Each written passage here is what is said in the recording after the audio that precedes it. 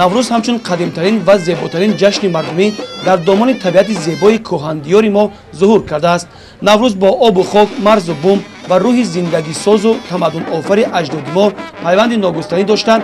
расму оинаҳои он дорои рамзҳое мебошад, ки аз қадим то имрӯз ба рӯзгори мардуми созандаву ободкор, фарҳангиву таҳаммулгарои мо созгоранд. сокинони ноҳияи шаҳри нав аз даромадгоҳ то макони баргузории ҷашн роҳпаймоӣ намуданд. бояд гуфт, ки дар айёми наврӯз табиат ва инсон нерӯи тоза пайдо карда, дилу андешаҳо ба ҳам меоянд.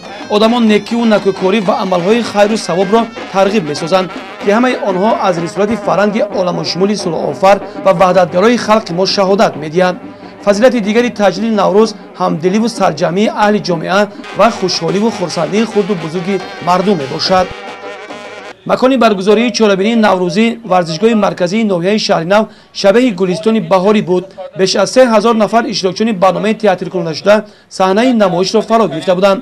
дар назди сокинону меҳмонон раиси ноҳия Аюбзода Наҷмиддин, раиси кумитаи оид ба корҳои дин, танзими анъана ва ҷашну маросимҳои миллии назди ҳукумати ҷумҳурии Тоҷикистон Давлатзода Сулаймон Пирхон ва вакили маҷлиси намояндагони маҷлиси олии ҷумҳурии Тоҷикистон Мусаллама Қодирова иштирок ва суханронӣ намуданд.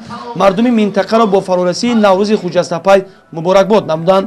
зимни суханрониҳо таъкид шуд, ки наврӯзи имсоларо дар айёме ҷашн мегирем, ки дар саросари мамлакат кору пайкори созандагӣ идома ёфта, нерӯи иқтисодии давлат ва фарҳанги сиёсии миллат таҳким меёбад. дар ин раванд натиҷаи меҳнати сокинони ноҳияи шаҳрнав низ мусби арзёбӣ гардид. барномаи театркунандашудаи шӯъбаи фарҳанги ноҳияи шаҳри нав, ки пур аз суруду тарона ва барномаҳои ҷолиб иборат буд, пешкаши меҳмонон гардонда шуд.